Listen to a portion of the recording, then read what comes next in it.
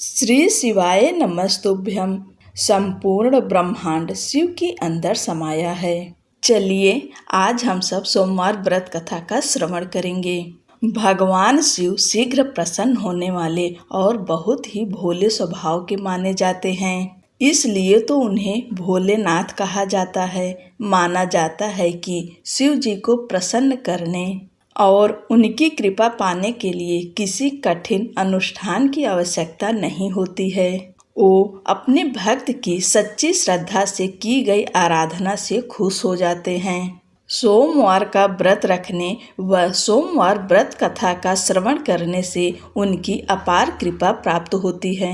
सोमवार का व्रत रखने व इस दिन से जुड़ी कथा का पाठ करने से भक्त के घोर संकट भी कट जाते हैं। बहुत समय पहले की बात है, किसी नगर में एक साहूकार रहता था। उसका घर धन धान्य व सभी सुख सुविधाओं से भरा हुआ था। बस कमी थी तो एक संतान की। संतान पाने के लिए साहूकार हर सोमवार को उपवास रखता था और शिव मंदिर जाकर पूरी आस्था से शिव पार्वती की पूजा अर्चना करता था। उसकी अटूट शक्ति से माँ पार्वती प्रसन्न हुई और भगवान शिव से निवेदन करने लगी, हे स्वामी, आप तो अपने भक्त की पुकार शीघ्र सुन लेते हैं, कृपया साहूकार पर भी दया करें और उसकी मनोकामना पूर्ण करें। माता पार्वती की विनती सुनकर भगवान शिव कहने लगे, हे देवी, हर प्राणी को अपने अच्छे बुरे दोनों कर्मों का फल भोगना ही पड़ता है।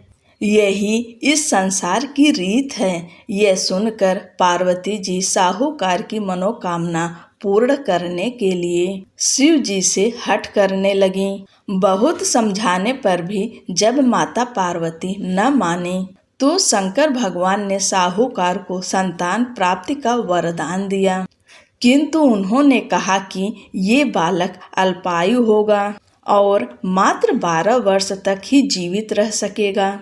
उधर साहूकार भगवान शिव व माता पार्वती की बातें सुन चुका था, इसलिए उसे संतान प्राप्ति का वरदान पाने के बाद भी कोई प्रसन्नता न हुई, किंतु वो अब भी पहले की ही तरह पूरी श्रद्धा से भगवान भोले शंकर की आराधना करता रहा। वरदान पाने की कुछ ही समय बाद साहूकार की पत्नी गर्भवती हुई और 9 महीने बाद एक सुंदर बालक को जन्म दिया।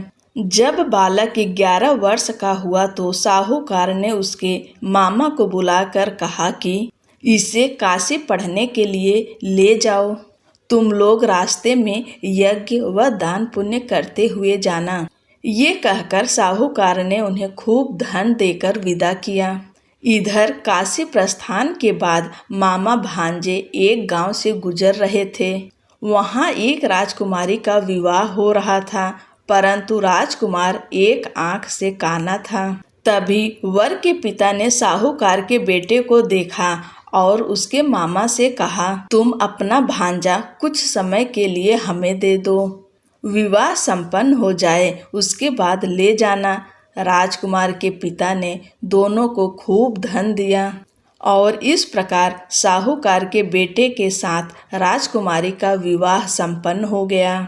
साहूकार का पुत्र बड़े ही ईमानदार स्वभाव का था, इसलिए उसे जैसे ही अवसर मिला उसने राजकुमारी की चुन्नी पर लिखा कि तुम्हारा विवाह मेरे साथ हुआ है, किंतु जिस राजकुमार के साथ तुम्हें भेजा जाएगा वो एक आंख से काना है।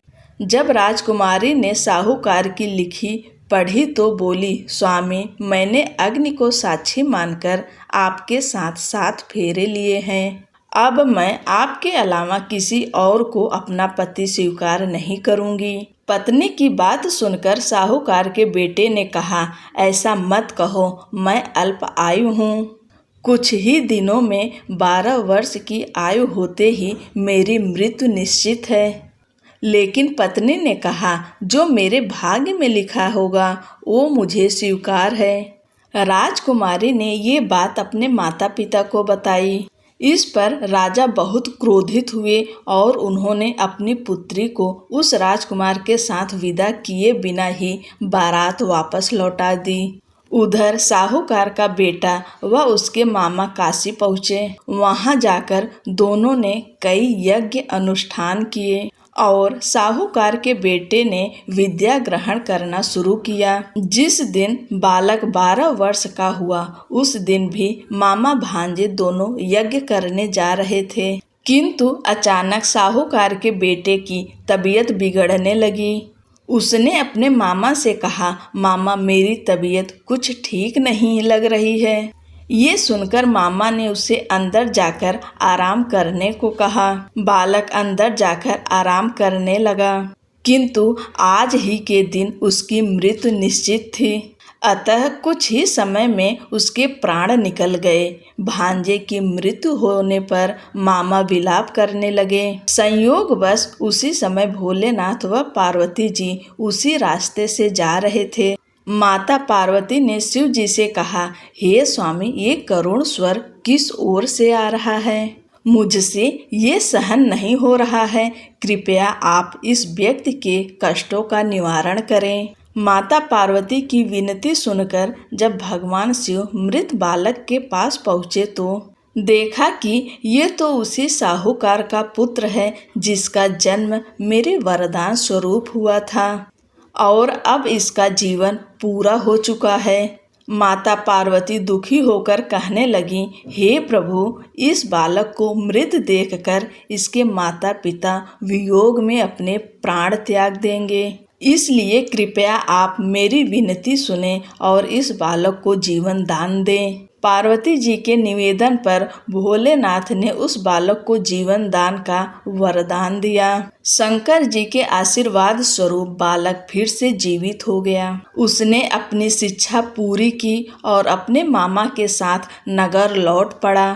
दोनों चलते चलते उस नगर में पहुँचे जहाँ राजकुमारी के साथ बालक का विवाह हुआ था। वहाँ पहुँचकर उन्होंने एक यज्ञ का आयोजन किया जिसमें उस नगर के राजा यानी राजकुमारी के पिता भी शामिल हुए।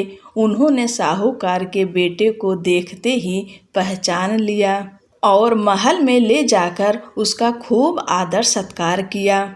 इसके बाद राजा ने अपनी पुत्री को बालक के साथ विदा कर दिया। इधर साहूकार पति पत्नी कई दिनों से भूखे प्यासे रहकर बेटे के वापस आने की राह देख रहे थे। उन्होंने निश्चय किया था कि यदि उनके बेटे की मृत्यु हो जाएगी तो वो भी प्राण त्याग देंगे। लेकिन उसी रात भगवान भोलेनाथ साहूकार के सपने में आए और कहा, हे साहूकार, मैंने तेरे सोमवार के व्रत करने और व्रत कथा सुनने से प्रसन्न होकर तेरे पुत्र को पुनः जीवन दान दे दिया है। बेटे के जीवित होने का समाचार पाकर दंपत्ति बहुत खुश हुए और भगवान भोलेनाथ माँ पार्वती को बारंबार प्रणाम किया।